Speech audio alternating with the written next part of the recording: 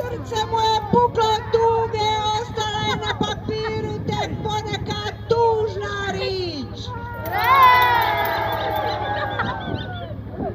Ja, Marko Krnjeval, u prisustvu svidoka i pri punoj svisti odričaj se svojih sinova Tonča Kiriđije, Cake, Saracana i Ive Lozine.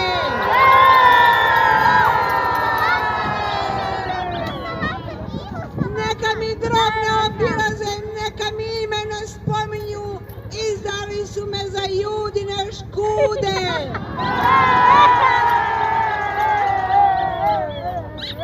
Svu svoju imovinu, nepokretnu i pokretnu, ostavljam svojoj Bobini da upravlja kako ona hoće. U najtežim trenucima jedina je stala uza me. Živjela Bobina!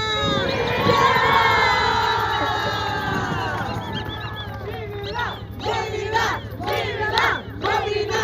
Živjela! Bobina! Živjela! Bobina! Živjela! Bobina!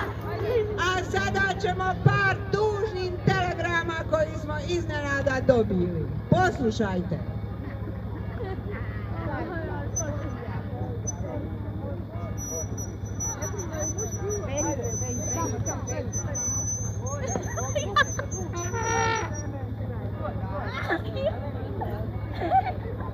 Sad ću još pročitat nekoliko telegrama što su danas došli. Dragi Marko, došao bi ti u sprovod. Znaš da sam te uvijek volija, nego me strah velike mase i koronavirusa. Zlatko Sušan. Obećajem da ću doći. Pregovaram s Kinezima oko velikog spektakla koji spremam na Opuzenskom litu i kulture koje uvodim na široka vrata.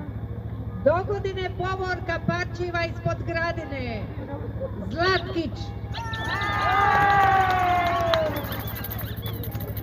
Moj Marko, ženskinje su danas obukle se u široke gaće, a jezikin ko u krave rep. Ne znam dolazim li u sprovod. Miro Vidović. Najbolji moj prijatelju Marko, osta bi uz tebe do kraja da me nisu potrali. Dolazim na sprovod i ponosno stojim u prvom redu. Tvoj prijatelj Dragan Vladika. Gospodine Marko, ne mogu doći u sprovod, ali obećajem da ću se založiti za Bobinu. Ojačat ću joj imunitet i učinit ću da dogodine vodi maškare u mistu, bez varsona što čuvaju ložu u rijeci i da svi budu siti i veseli. Gradonačelnik Ivo. Živila naša Bobina! Živila! Živile opuzenske maškare! Živile!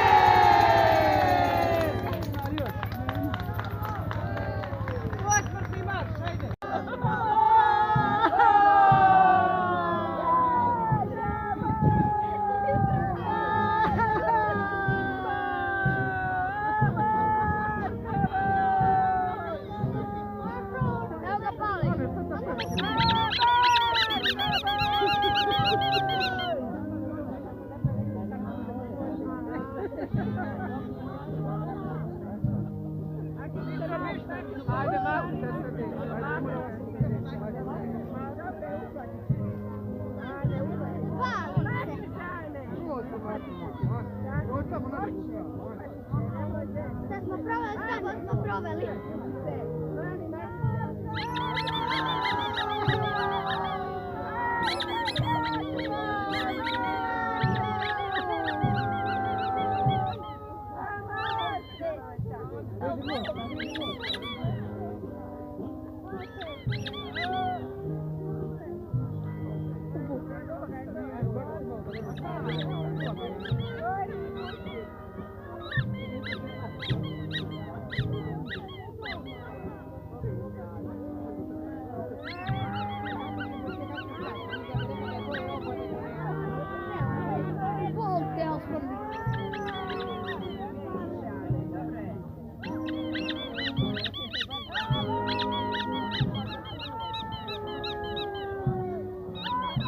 Ostaje